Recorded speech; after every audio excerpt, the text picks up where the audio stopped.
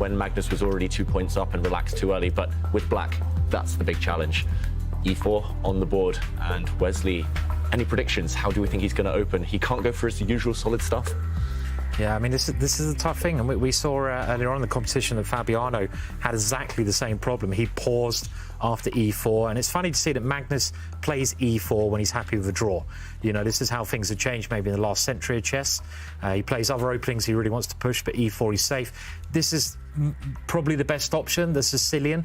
You can often get a double-edged move, but maybe Magnus will close things down now, either with a check or by playing possibly C3 here. There's many ways you can close it down here. But I think Sicilian's the best punt. Sorry, Tanya, go ahead.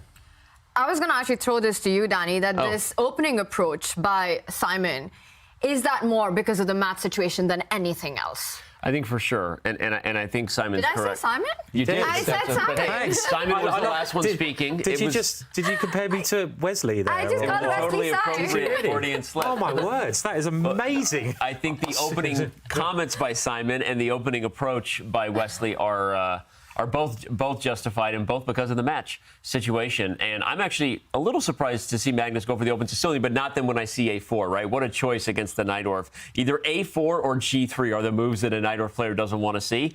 And this is going to actually turn into a positional game here, because usually A4 is followed by the G3 variations. We'll see if Magnus goes for it.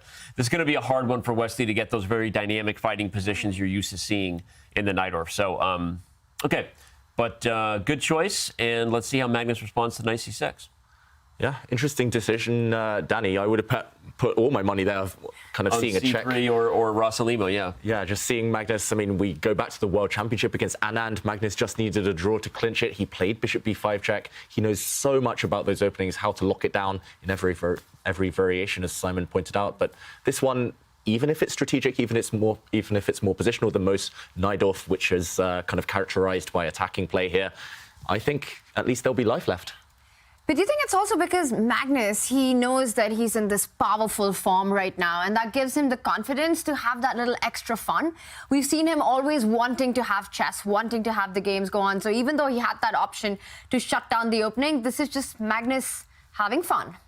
Yeah, we saw it by his pose there, still in his sports gear. He's been having fun all day, and yeah, it did nearly backfire. I mentioned that game against Abdusatorov, where Magnus was really out of shape after winning the first two games, just needing a draw. Somehow he could never kind of find his rhythm, and okay, saved by a miracle, that one. But if the trend continues today, we could still see a comeback. I mean, you can relax a little bit too much, can't you? I mean, it's one of the biggest sins, I think, in chess to do. Like, you know, a lot of players, when they get a good position, they're like, OK, I've done the hard work, and they relax, and you know, they lose their concentration. And it's the same in a match situation. I mean, Magnus is thinking, only need a draw now, and even though he's, you know, the world champion, one of the biggest fighters ever, he can still relax a little bit here. And I think there's some positive things about this position.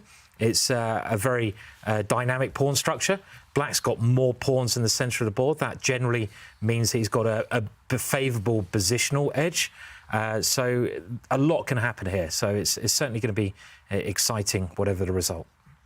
Yeah, and Wesley pausing. This isn't his usual repertoire, we should mention. Yeah, it's true. He very rarely plays the Sicilian Najdorf. So we will see him again, just like the previous two games. That narrative will continue. He will be the slower of the two, you imagine, in these early stages. But flexible for Black.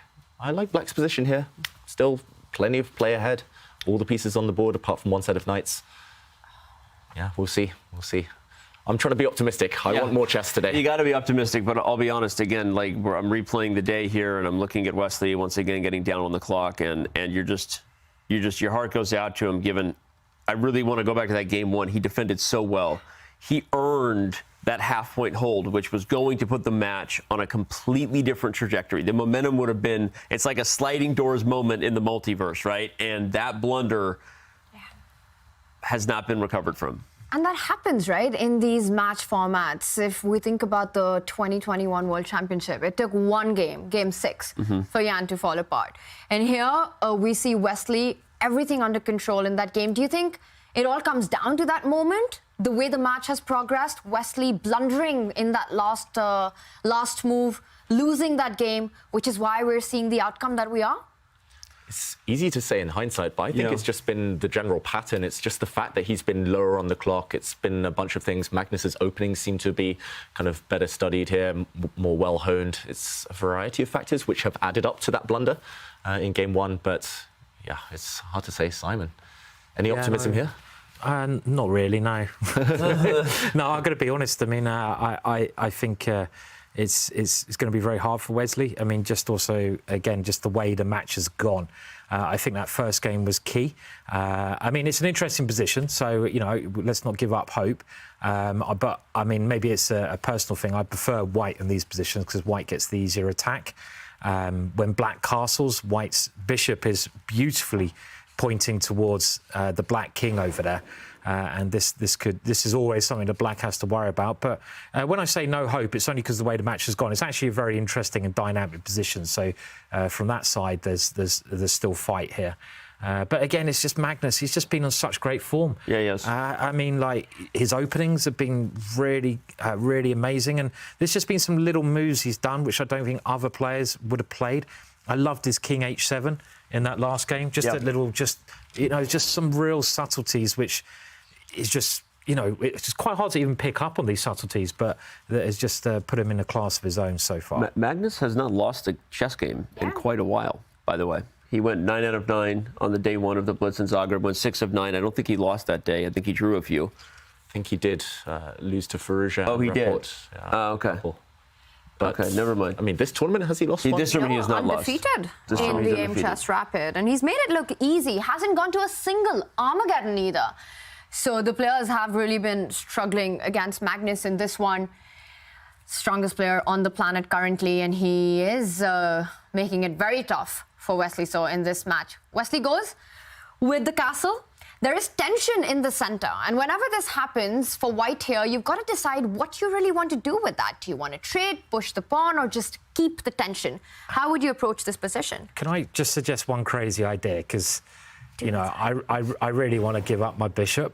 And I want to swing it around, and you know, I mean, I think this is the first thing you should look at, right? This E5 move, because you force the knight to move. The knight has to go somewhere passive, and of course, you must look at the attacking moves. So I'm just wondering if it's playable. I don't think it is. If I take on H7, bring my queen in, and try to swing the rook around.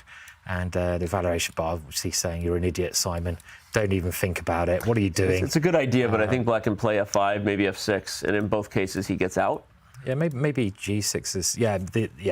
It's just the first thing I guess you should be looking at, just to demonstrate some of the attacking ideas that white has. Because obviously if the rook comes here, it can get a little bit scary, not in this position. But these threats are just lingering there, at least. And you calculate them, OK, they don't work. Some ideas are meant to be looked at.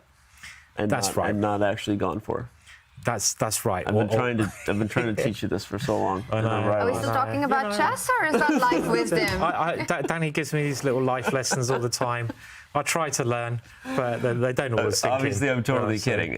But you're making a great point that you have to have those types of ideas first and foremost on your brain, because if you don't, you might miss them. And you don't want to miss the opportunity to cash in, and those things can lead to the most devastating attacks. But that said, you also have to always calculate attacks and sacrifices, 100%. Assuming they don't work. You have to look for your opponent's defense rather than looking to kind of make them work, right? Yeah, I mean, I think this is the first thing you should look at. Yeah. But you have to calculate it. You can't, I mean, so many players have played that. Hopefully I wouldn't without thinking. And if you see a defense, you look at something else. But it's a critical idea, and it just shows you that black king is always a target, right, to that kind of idea. Even rook a4 is the kind of stupid move I'd be looking at here. But no, I actually love that. I almost said bleep an idea, but then Tanya would have yelled at me because she doesn't want to bleep things out. But I actually love that idea, and as much as we're having fun here, you're totally right. And honestly, whether the idea of sacrificing right now works or not, you have to have it on your brain, because one little detail changes. Yeah. Right? And it actually might work. So you always have to be calculating that. And your rook a4 move, I have a prediction that Simon looked into a crystal ball there. I think at some point in this game, if this turns into attack, we might see that move. That rook coming around, yeah. I mean, it's just dangerous for black, this, David. I mean, would you be happy being black here in this position? I would be happy being black if that central tension that Tanya alluded to, if it does get clarified. If, for example, white stepped forward in the center, blocked it up too early, and nothing happened on the king side, let's assume black doesn't get checkmated, then suddenly black's pawns in the center and queenside could start rolling. But yeah, as long as this central tension remains, I think it favors white this position, and that's purely because I'm looking at black's light squared bishop. It's never getting out of the pawn chain. There it moves, but it's still blocked.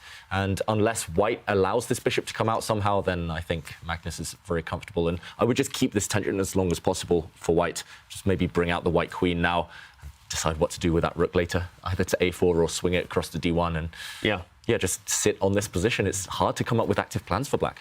I mean, you can even bring the queen to h3 and just line that up. That's another very common theme in this type of position. And actually, you spoke about Magnus kind of using the same idea in totally different openings. It's something you're doing like the London system. It's something you're doing like a lot of d4. But maybe that's another idea here. Put the queen on h3 with a big threat. Many ideas that white can play. Should we have a vote? Who would you prefer here? Which position? I mean, I think it's clear. It's going to be white. It's clear. Everyone, yeah, I mean, I love attacking. White's the only side with the attacking chance. Black's got to get the counter-attacking chances. 100% white for me. Yeah. That's the story. I think black has potential, though. I mean, white should sit on the tension because you don't want to play e5 or take on d5 unless there's some sort of real thing you're cashing in on. But black is also going to play d4 and c5 if you give them the opportunity, and open up that bishop on b7. I think the biggest problem is that even if you play d4 and c5, it actually doesn't take away white's chances of getting this e5 idea, this e5 attacking idea. By the way, I wonder if the move is going to be... Oh, sorry. Was the move going to be something like knight a4 there? But that's usually another plan to watch out for. Maybe to come round this way. Go that way. And go to c4. Very nice. Sit on a beautiful outpost here. Yeah. Knight a4 would have hung the a5 pawn, I assume. Yeah, it's like you say, Danny, just the problem is black can advance, but you're only leaving weaknesses behind, and this knight, if it jumps in, beautiful. Just to show Simon's idea as well, let's say black plays a couple of moves. At the very least, you can park your queen in h3, kind of line up, and yeah, again, if black is careless and does a nothing move, then just to show this tactic, suddenly the knight is kicked away, and there are attacking ideas on both sides of the board. It just feels like you're stuck. I love this move personally. Yeah, I love queen f3. It's a great move, Simon. Well, I think David said it first, and it makes a lot of sense, but I will always claim David's moves. Give me a chance. In my world, you said it first, so... You're thinking the right way. Yeah, that's it. Thinking the right way. But yeah, I mean, it makes a lot of sense, and as you say, the other rook can just come into the middle. Good coordination with white's pieces, and it's difficult, isn't it, for black? Because black's got to sit there and kind of wait. I mean, can black push those pawns? I'd love to push the c pawn or something to try and create some chances over there. Otherwise, I'm very passive as black here. Yeah, Magnus, for the first time really in the match, is significantly behind on the clock. 4 minutes down now. It feels like maybe the pressure of finding a plan, of doing something with white, is getting to him. Often these positions, we see so many ideas for white, but that can be a mixed blessing. Suddenly he's kind of looking, okay, I can go on the attack. Maybe now I sacrifice a bishop. He might be calculating one of these long lines. But yeah, burning a lot of time in the process. First time today, all day. Magnus is the one who's behind on the clock, and he decides to take a decision in the center, which sort of makes his intentions clear. When you push that e-pawn, blocking it down, you're looking for the attack. You're going for your opponent's king. And there we have it, a rook lift. You were talking about the queenside rook moving forward. Same idea, Sai here by Magnus, but he chooses the kingside rook, and now there are real threats on the H-line. I'm sitting here like... Scary. Wow, he just went for that with e5 and rook e3. Magnus only needing a draw, might be going for a 3-0 sweep. He might be, but David, maybe this is also a good moment to just pull up an analysis board, because that last move by Magnus, it did allow a trick by black. Why does that not work? Oh, yes. Let's just go back a couple of moves. Let's rewind. It took me a while because there are so many tricks here, Tanya, to realize which one you mean. Here after rook e3, I'm guessing you mean d4. Yes. Double attack. Forking the knight and the rook. Yeah, and here, Simon, I think, would have been a prophet if this had happened. Bishop takes pawn now would have lured the black king out into the open. Now you give it a check. Oof. And I think this time it might be different because, for example, after a move like f6, Simon.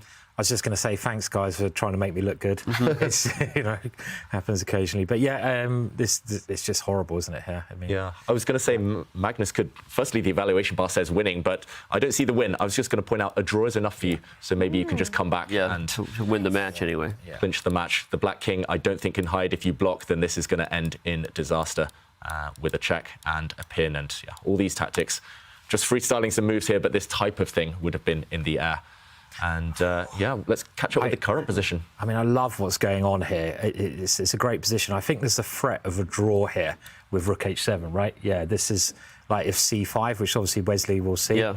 You can take on H7, and this should force a draw. Maybe this is why Magnus went for it, because he saw this kind of let's show the whole thing, because even on King G7, you can play Queen H6 and Bishop takes G6, and just like that, you have to capture to avoid checkmate, which leads to a perpetual. So I'm really glad you pointed that out, because there's the meta within the game here, right? Not only is White putting pressure and launching a potentially very dangerous attack, but also threatening to end the game immediately the peaceful way. And end the match. End the match, yeah. Wow. So a big threat on the board that might not win on the spot, but gets the job done for Magnus Carlsen. Wesley So has to find a way to not let that happen. And David, is there an easy out for Wesley here? Yeah, I think Wesley saved me there. I think Black's only move to avoid that trick that Simon mentioned was to push his f-pawn.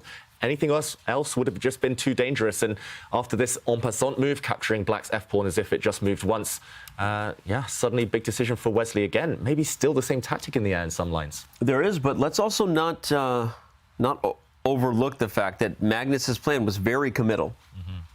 I mean, we love it when we see attacking ideas. We all do, not just Simon. We all love seeing attacking ideas. But at the same time, the rook is on H3, out of play. The rook on A1 is stuck to the A5 pawn. The bishop on F4 is targeted. And by the way, Black has a big center here. And Wesley So knows how to use the center. I'm actually sitting here like, look, the game is played for a reason. If the match was over, we would literally all, be somewhere else right now. So I'm a little excited about the potential of this game becoming a 3-result position, and at least giving Wesley a chance. Totally agree. I mean, actually, the position is extremely double-edged now. I mean, Magnus has a lot of pieces around Black's king, but there's no obvious way to break through. Black can always go knight F8. There can't be a mate. But Black's centre has got tremendous potential. I mean, if those pawns in the centre get going, Black will easily take over the position and get the advantage.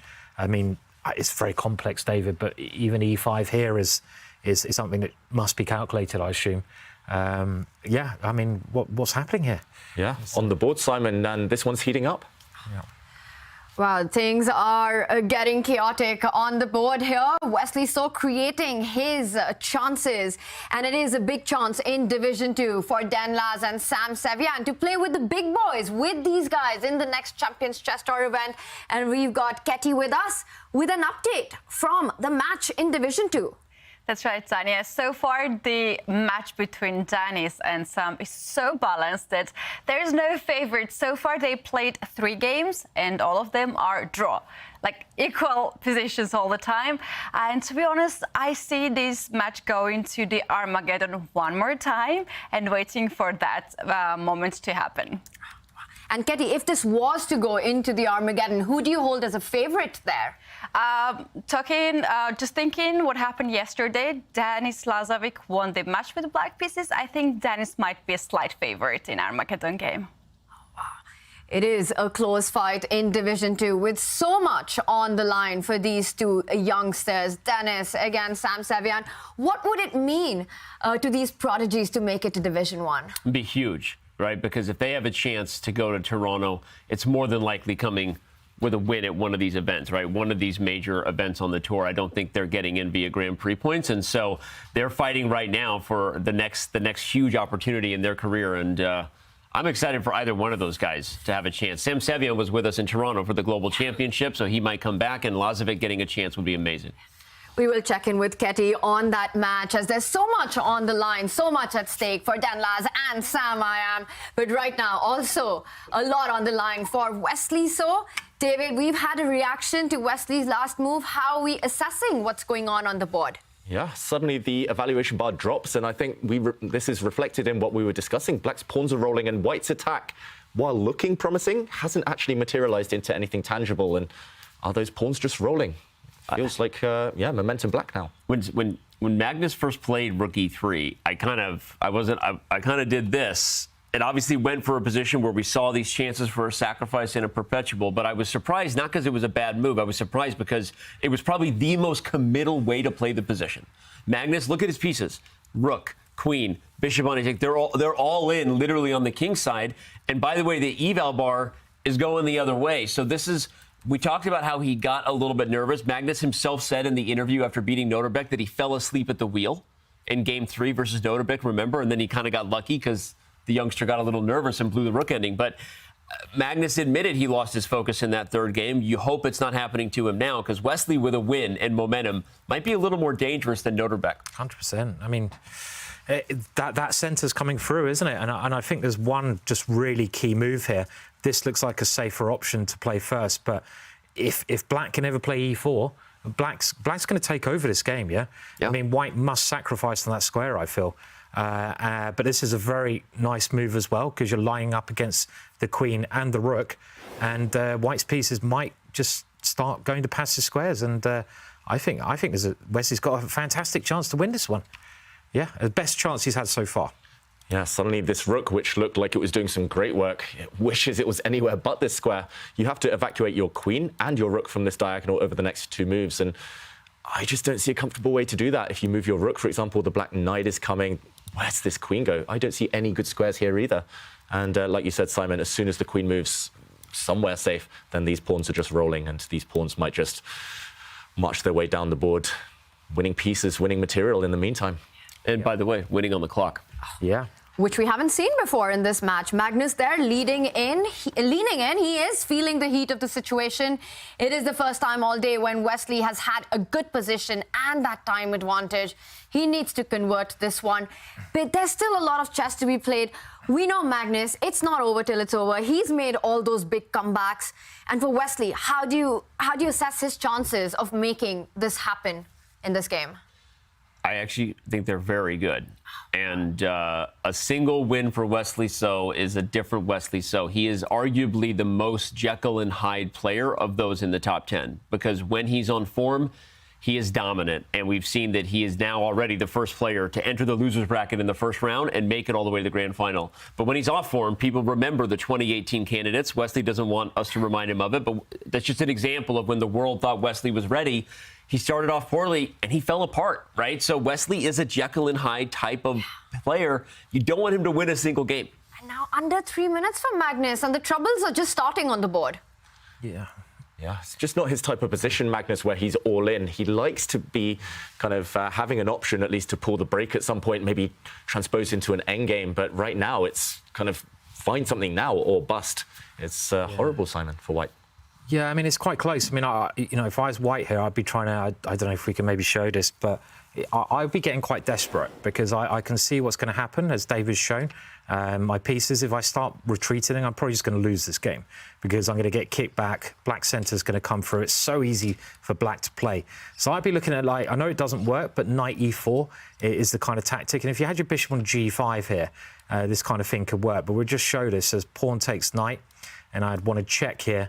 And after king h8, I'd be wanting to play bishop g5. You know, if my bishop was on g5 originally, and I think this was the big mistake that Magnus played, then rook h7 check would be leading to checkmate. And I think this bishop h6 move that Magnus played, this is just overly confident, and it basically has led to a bit of a superficial position, because. You know, Magnus, it looks scary, he's got pieces there, but they're going to get kicked back. None of these tactics now quite work. And he's had to move his rook to a bit of a bad square there, and maybe the queen's going to retreat. So it looks bad for Magnus. I agree, man. And use the word superficial because the pieces look pretty, but they're not doing much over there. I use the word committal, right, because they're completely all in on the king side, and if you're not cashing in there, you regret those types of decisions. So when you combine superficial and committal, you get bad romantic comedies. Don't do superficial and committal together, man. Bad rom-com. Do only one. You got to do one. You got to be all in on the superficial, keep it casual, or get committed. Or commit to it. Prediction time. Are we getting a game 4 in this match? Yes. Yeah, I think so, yeah. Yes. Ooh, wow. Yes. Will we have a match on our hands? And Magnus there looking super uneasy with what is happening. Under 2 minutes on the clock. He's lined up the rook and the queen on the G line right now. Where does he start building his chances to wrap this one up in game 3? I think Wesley's trying to find a way to just prevent any chance of building a comeback here for Magnus. Wesley, now I think a good moment to just invest a bit of time because the kickback will start. First, Black's knight, I think, is going to choose a square. I'm not sure where it's going to go. It's going to jump to c5, maybe back to retreat, hit that white queen with the black light square bishop, and then the pawns roll. And step 1 will happen. The pawns will continue rolling. The white queen's going to get kicked back. White's rook actually looks really clumsy. Black's rook so far is the MVP, just holding the whole kingside together. Normally we talk about the rule of 3. White has 3 attacking pieces here, but can't break through. That black rook too well placed. And I don't see how Magnus is going to do this. I think he needs a helping hand. I think he needs Wesley to go a bit wrong in the next 3 or 4 moves in order to stand a chance. Maybe not kick back the white pieces to the kind of worst squares right now. Difficult. Wesley's one of the best defenders in the world, right? He is also, we talk about him being a very solid player. How do you assess his skill of being able to convert these kind of positions? I think he's also one of the most lethal when it comes to converting his advantages. He's, again, this is the type of position that is complicated and requires a technical finish. I think he's actually very good at, similar to Fabiano in that sense, that he tends to navigate the complexity very well. You know, it remains to be seen, but he's also got a 2-minute time advantage. I think that pressure on the clock for Magnus, combined with him just being objectively clearly worse, this makes it very, very tough for Magnus. So I really like Wesley's chances here. We've seen a 1-move blunder, unfortunately. Whenever you've seen a 1-move blunder already in a match, you worry it could happen again. For those just joining, Wesley was in a dead equal position, drawn game in game 1 and lost in 1 move. So you hope that doesn't happen again, but he's better here. And chat there rooting for Wesley, Simon. Yeah, I mean, it'd be great to get another game, yeah? So get 4th game. And also, in the 4th game, Wesley will have white. Let's not forget that. And if Wesley wins that one, well, it could be the start of a remarkable comeback. And maybe we shouldn't jump ahead quite yet, but I mean, just Black's got everything in this position, right? Absolutely everything. White's attack is not happening. You can avoid any of these threats very easily. Look at that centre. You talk about a good centre. I mean, that is overwhelming. It's just a rolling steamroller of pawns coming through, and I think body language we should have a look at. I feel Magnus is got that across his chest, saying, "Yeah, I'm gonna be going to my grave here." Shirt. He just needs to do the other one, and he realises, Magnus, that he should lose this game if Wesley doesn't make a mistake. We should probably highlight that the reason Wesley kept the rook on the 6th rank, David, if we want to analyze real quick, is I wonder if on rook f7, if there was a bishop takes g6 idea, more drawing chances. Obviously, you have to trade on e7 first.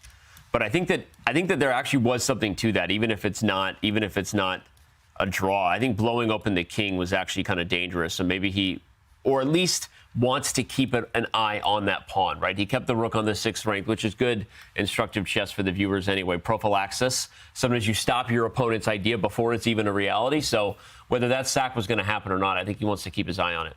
Simon, maybe your prediction will come true. Knight a4 on the board. If we see a trade on a4, guess what's going to happen? Rook take a4. Danny, you called it. You said maybe it would happen as well. Well, it's a little different than we thought at this point, because Magnus is worse and that center is rolling. But yeah. I mean, you've got nothing to lose as white now. You'd love to throw the other rook over and just kind of cross your fingers and hope that something lands, basically. I mean, if you get your rook there, actually, it's another attacking piece and the queen's coming in, so it's not too shabby then. And, this exchange of dark square bishops, it might help white a little bit because the queen can safely come in, but that centre is scary, really, really scary. And maybe Black just reroutes his knight into the centre or something now and starts attacking himself. But it's not over. Yeah, it's certainly not over. And the time situation, Wesley is, I don't know, is he getting nervous? This is where it gets dangerous, right? I mean, when he gets down to under a minute, yeah, and he realises he should win, but the position's not as easy as he thinks, it can go wrong. Do you think there's a psychological factor when you're playing against Magnus? You get a better position, sometimes even a winning position, and just that makes you nervous. The fact that you're getting close to it. I think 100%. Yeah, it's though these guys have played each other enough, right? Wesley, as we saw in the stats before the match started, has racked up 19 wins and 34 draws in his time. He's lost 24 times as well. But so Wesley knows what it's like to win. So I don't know that he's totally thinking about that, but I do think he's thinking about the fact that he's already blown a game today, right? That's the problem, is the most recent memory is hard to shake off without a rest day like you have at other tournaments, right? These online formats are so challenging to the emotional strings of these players because you don't get that time to take a walk on a beach, have a nice dinner, call mom at home, right? That doesn't happen in these events. So I do think he's suffering a little bit from knowing he may not be on form today. So, but we'll see. But, oh, wait, F3. What happened? Bad. No. That's a bad move. Never play F3. Never play F3. Ben Feingold is right. Darn it. Yeah, this opens up the white king. Suddenly the black queen Wesley's swoops doing in. it. Oh, just enters ruthlessly. Yeah, some big threats. White's queen is overworked, overwhelmed. Black's threatening to actually distract her using the rook on the b file. You can't touch anything near the white king right now, otherwise you'll just get checkmated. You have to bring a rook back to defend the first rank, and a pawn drops off the board. Wesley turns his advantage into something maybe not the most clinical finish there, but the evaluation bar computer making up its mind. Still big advantage. Black, of course, pawn up as well. Can Magnus hold this? Putting the ball in the back of the net, that killer touch is still difficult, but he's getting closer. Just Magnus's position with the king, bishop, queen, rook lined up on that first rank. It looks so dangerous for White. Feels like there should be a finish at this moment. Simon, any ideas and why? And can Magnus even retake that pawn? No, I mean, I think he's got to try to move his queen in. But I think, yeah, look at the position. The black queen's entered. Black is material up. Wesley also, I like the speed he was moving there. He was playing so confidently. And now maybe the black rook can simply take that pawn, move into the position. So this is going to be critical. But it looks like Wesley's going to get one back here. Magnus with 10 seconds only as well. Yeah, we're going to get a game 4. I'm think pretty sure. We don't want to jinx it yet, right? Knock on wood. But by the way, E3 was just like lights out for Wesley instead of playing, because E3 threatened D2 to win a piece and the B2 pawn. Anyway, but he should still be good here. He is now up. What is it? Just a clear pawn, along with White's king kind of being open. But I'm not gonna say it's over yet, because I think it was over if Wesley found E3. I don't know that it's over yet. Magnus is back in the drawing chances chair.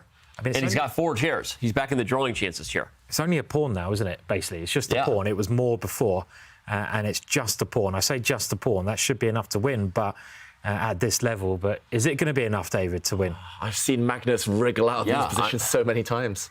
I'm serious. I mean, we don't maybe have time now in the analysis because we're under a minute, but E3 was lights out if we want to quickly show it. So I'm actually not sure anymore at all where we're headed. E3 threatened D2, and the only way to stop losing the piece was to move the queen, and then B2 falls. So this was like lights out, right? And the computer was, okay, maybe not queen D4 there. Whoops. Double attack. But maybe just wait for a moment, just bring the bishop in. And bishop F5, C2, B2, everything's falling. And the point is you didn't give up your biggest asset, which was the protected pass pawn, that E pawn. So this is no longer clear at all. Let's catch up. This is the current position. Still a pawn up for black, but if Magnus gets the queens off somehow, chances. Oh, the bar drops. And 6 seconds for Magnus, 5. Wesley under 30 seconds as well. He's in a must-win situation, but it's getting closer to draw territory now. Yeah, I mean, there was a chance missed there by Magnus, but it is getting down to pure bullet blitz now. And for the first time, Magnus's king is pretty safe. And his queen might be able to infiltrate the position. The rook may be able to come in. And it's not easy, actually, this position anymore. It's just not easy for black. I mean, never write Magnus off is just a lesson I've got to learn more and more in any Simon, position. You got to learn that lesson. I should have learned it over the years by now. But OK, this is looking good, though. The rook is now finding a good way to improve itself. You must stop it coming to G5. And Wesley back on top again. That's a nice manoeuvre there that Wesley's done, getting the rook in front of the bishop so it's not pinned. It's very tense, though. Very, very tense. And is that another pawn that's going to drop? Looks like it. White's h-pawn is doomed. Black's going to go 2-0 up on the king side here. And, okay, Magnus looking for counter chances. He's going for the black king, big threat. White's rook trying to land on the 7th rank, but Wesley calmly defends. And the problem is it's just one check. Okay, 2 checks, but this one is blocked. Queen G5, rook H7. Watch out. Oh, what? He missed something. White could have traded off queens. Queen b6 would have forced the queens off. Oh my gosh, he missed it. And Magnus has blundered. He's going to get checkmated here, surely. And he reacts, Wesley and claps. Wesley celebrates there. He wins his first game. And